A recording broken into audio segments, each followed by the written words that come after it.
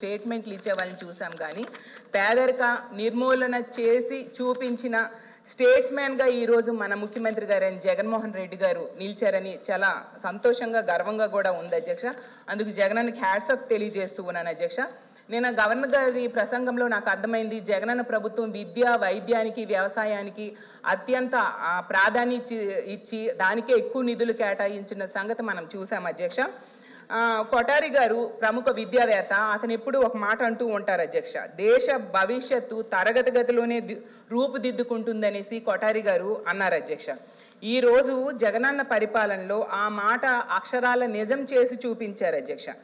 ఈ దేశ భవిష్యత్తును రూపుదిద్దడమే కాదు, దేశానికి ఆదర్శంగా నిలిచేలా ఈరోజు ఆంధ్రప్రదేశ్ రాష్ట్రంలో విద్యా వ్యవస్థ ఉందని సగర్వంగా తెలియజేస్తూ ఉన్నాను అధ్యక్ష. విద్య కోసం గతంలో ఏ ముఖ్యమంత్రి చేయనట్టుగా 73,417 కోట్లు ఈ విద్యా రంగంలో పథకాల కోసం, సంస్కరణల కోసం మన ముఖ్యమంత్రి గారు ఖర్చు పెట్టడం నిజంగా మన రాష్ట్రంలో ఉన్న పేద ప్రజలు, పేద విద్యార్థుల తాలూకు అదృష్టంగా నేను భావిస్తూ ఉన్నాను అధ్యక్ష. గతంలో ఏ ముఖ్యమంత్రి కూడా ఈ రాష్ట్రంలోనే కాదు, ఏ రాష్ట్రంలో కూడా విద్య కోసం ఎంతగా ఖర్చు పెట్టిన దాఖలాలు మనకు కనిపించవు అధ్యక్ష. అలాగే బాల కార్మిక వ్యవస్థను నిర్మూలించడం కోసం అమ్మఒడి పథకాన్ని తీసుకురావడం జరిగింది అధ్యక్ష.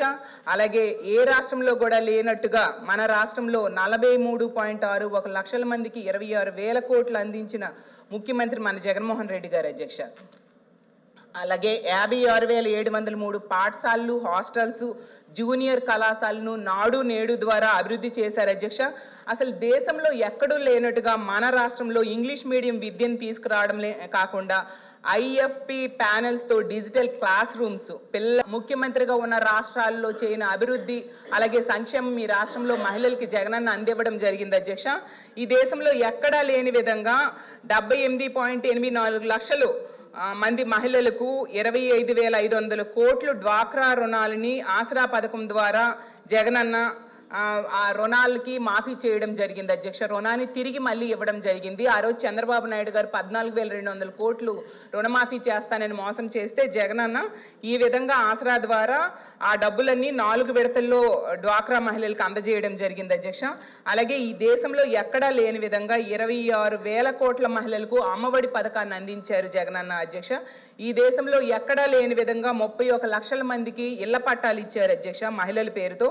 అలాగే ఈ దేశంలో ఎక్కడా లేని విధంగా డ్వాక్రా మహిళలకు 0 వడ్డీ పథకాన్ని 4,900 కోట్లు అందించారు అధ్యక్ష. అలాగే ఎక్కడ బాయ్కాట్ చేశాయి, దాన్ని నేను తీవ్రంగా ఖండిస్తూ ఉన్నాను అధ్యక్ష. ఎందుకంటే గవర్నర్ వ్యవస్థ అయినా, రాజ్యాంగ వ్యవస్థ అయినా ప్రతిపక్షాలకి ఎప్పుడు నమ్మకం లేదు అధ్యక్ష.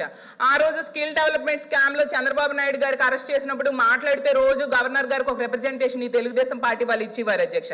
అలాగే ఏసీబీ కోర్టు నుంచి సుప్రీంకోర్టు వరకు ప్రతిసారి కూడా ఏదో గవర్నర్ అనుమతి లేకుండా అరెస్ట్ చేస్తారని 10 సార్లు చెప్పారు.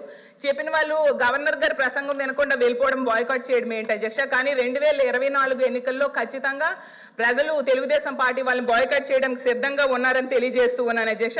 ప్రజలకు ఇచ్చిన హామీలు 99% అమలు చేసిన జగనన్న ప్రభుత్వాన్ని చూసి హామీలు ఏమాత్రం అమలు చేయని వాళ్ళు ఖచ్చితంగా తెలుగుదేశం పార్టీ వాళ్ళు పారిపోవడం అదేం పెద్ద